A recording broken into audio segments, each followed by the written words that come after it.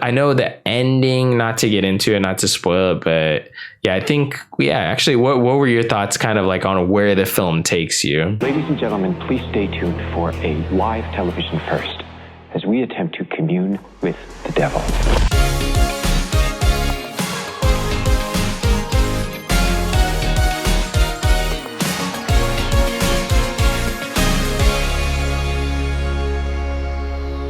What is up? Drive-By Movies here, and you're watching Fresh Releases. My name is James. Mine is Blaise. And today we are checking out a movie that hit Shudder, but everyone's been talking about. It's also been playing in theaters, Late Night with the Devil. What you're about to see You okay, Jack? is profoundly disturbing and shocking. You get out there, Mr. Midnight, and you knock him dead.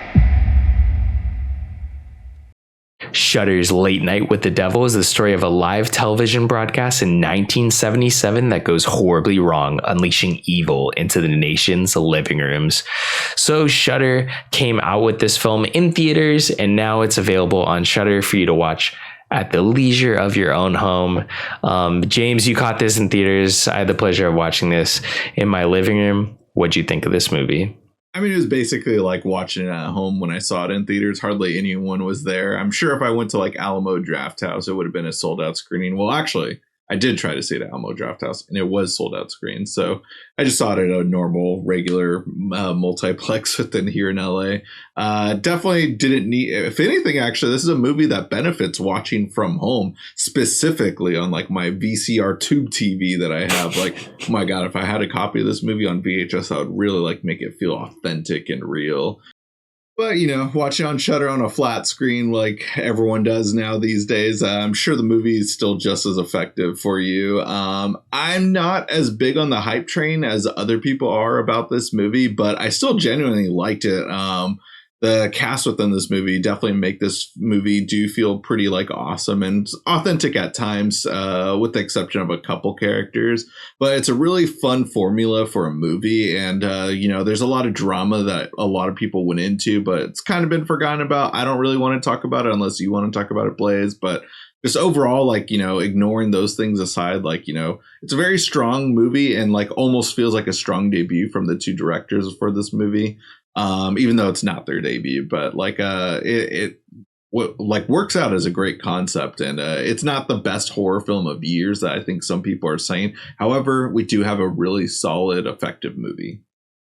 Yeah, I felt like this movie was very clunky. Just the storytelling that they used, it felt like it wasn't really for me, it wasn't really effective in terms of like how to tell this story. I felt like it could have been done in a much better way. I know that they were trying to go for that, oh, this is a made for TV special, but I think I've seen that many times before in other films, so it didn't feel wholly original. And I think that a lot of the praise it was getting was that this is like, oh, this is so original. And I'm like, okay, I've already seen like 2 or 3 movies that are exactly like this, it feels like, or very similar, and did it better in my eyes.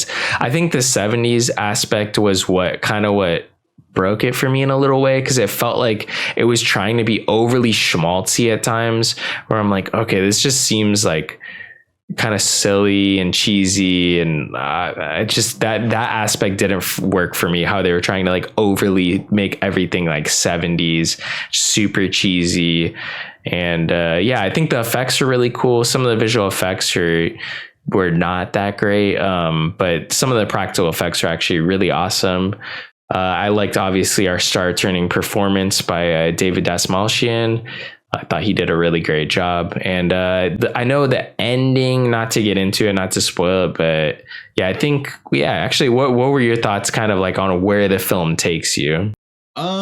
So I wasn't expecting it to feel very found footage-y, actually, because I thought it was all just going to be the live 1 hour presentation that like audiences technically got in the 70s if this was a real movie technically. But I wasn't expecting the behind the scenes stuff. And you do need the behind the scenes stuff to kind of create some tension and give the movie a full narrative for the most part and show some motivation. But that's actually some of the weaker aspects within this movie. A lot of it just felt like, who's recording this and who is holding the camera, and like, how is the audio working so properly right now? and just like how are they like sneakily catching all these conversations and not saying anything to anyone. So there's just too much of that running through my head within this movie. But when we get to the actual like meat and potatoes of the movie, of just like, you know, the live taping of what's going on within the actual show, what we're seeing I thought was some very fun, cool sequences. I didn't expect the movie to go into hypnotism as much as it did. And also I kind of liked the intro on where the movie was going to go. The ending for me, like I'd say, did work, but I kind of saw it coming once we saw that there was like a mention of owl gods that a lot of celebrities go to hang out. I've done a lot of research on that group. That's a real thing that happens in the Redwoods up in California, in Northern California. I guess like the richest, most powerful people, a lot of politicians, famous people go there, and it's just a men's party apparently, but like I've looked into the cult aspects of it. So when we got into that, I was just like, oh, this movie's going to go in this direction. Like you said, I don't want to spoil it, but it still worked for me. Yeah, I would definitely say that aspect, like I wasn't really sure where this was going. Yeah, I haven't done my own personal research, but yeah, like I wasn't sure. And then when it kind of went to where it was going, I was like, okay, this is actually kind of cool. I thought that paid off for me. But yeah, I think for me, like it got off on a wrong foot with like that. I feel like the intro was just too almost grandiose in a way. I was like, okay, this is like a little mini documentary. It did slightly remind me of A Town That Dreads Sundown. I felt like it was similar to that intro, especially the voice, obviously. But yeah, I was like, okay, just kind of it almost used too many aspects of film. It's like kind of like this true crime, almost like documentary in the beginning, and then it's like kind of this POV, and then it's also a live TV special. I was like, okay, we're using every single element of like film that we possibly can to get this story across. And that's kind of where I think it was losing me in its storytelling. It felt like if it just had chosen one of those avenues to go down, it might have been more effective. But it kind of spread itself too thin when it comes to having me sit there and believe like all these certain elements going together. But yeah, I liked the element of hypnotism for sure. I thought that was fun. Like some of the little sequences there, having these kind of like hypnotists or magicians come on was really cool. Apparently, the Carmichael character, who's clearly based on real life James Randi, who was a magician that, you know, became famous and was a psychic debunker. I thought that was a cool kind of avenue, and that's not somebody that I knew anything about. So looking into that was actually interesting. Yeah, he was actually one of my favorite characters within the movie. And, you know, like it was kind of needed to have that skepticism within the movie. And his character, while annoying, of course, you know, that he was intended to be performed or played that way and come off that way. But, you know, I really enjoyed watching like just, you know, the dynamic of him, Jack Delroy, and then also, you know, this exorcism stuff that we get with the devil, which is really cool. But yeah, I thought that was one of the cooler aspects within the movie. And one thing you brought up also was just like, yeah, how it uses different avenue of filmmaking, but even also just a normal narrative filmmaking too. When we get into like, you know, without spoiling too much, like some kind of the minds of what people are thinking and seeing and what's being played out for them. Like again, towards the ending and stuff, like, you know, this somewhat dream sequence. So, you know, that kind of takes you out of it. Where like there can't really be a dream sequence within a found footage style movie. So, you know, it is interesting. Yeah. Seeing a documentary, found footage, actual live TV broadcasting, you know, in quotes with that. And then also just a normal narrative sequence too, just for the benefit of the audience. Yeah.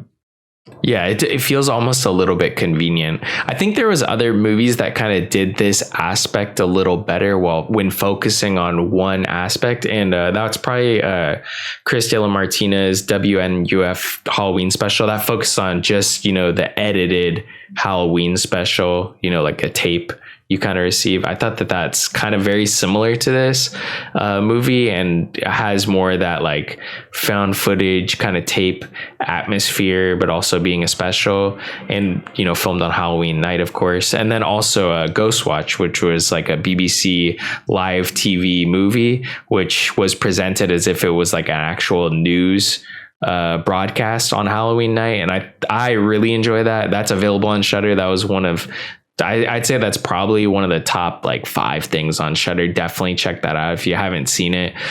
Ghost Watch. It's very enjoyable, and I think that focuses more on the live TV element because it was literally a live broadcast, or it was pre-recorded but presented as if it was live essentially. So if you saw the things in there, you're like, oh my God, what's going on? You know, this is live TV. This isn't a pre-recorded broadcast. But yeah, I felt like this film was it would be impressive if it was their first feature.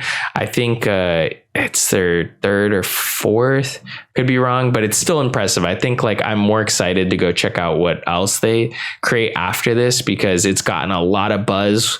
You know, some about the stuff that we weren't really going to talk about today. I mean, I feel like it's just been covered to death, but the whole AI thing, like they're used for some images, and not that we condone AI here. I just think that the conversation almost just feels very tired. So there's no point in us getting into that today. Exactly. Yeah. There's other aspects to talk within this movie and stuff. And what I want to talk about is if you're alive back in the day and saw that Ghost Watch, film live when it originally aired, let us know in the comments below how you or your family reacted when that went down. Whether you were a kid or, you were grown up, still interested to hear what your thoughts on were that. So yeah, great way to help support the show. Leave a comment. It's also available to rent through our Amazon affiliate link in our description box below. You can also check it out on Shudder. So be sure to do that and come back here telling us what you thought. And if you guys haven't already, go ahead and smash that like button, hit the subscribe button, and click that notification bell to get all the latest updates. And speaking of updates, be sure to catch all our social media links down below for Instagram, Twitter, TikTok, and as well as our own personal letterbox accounts. That'll conclude this week's episode. Tune in next week for a brand new video.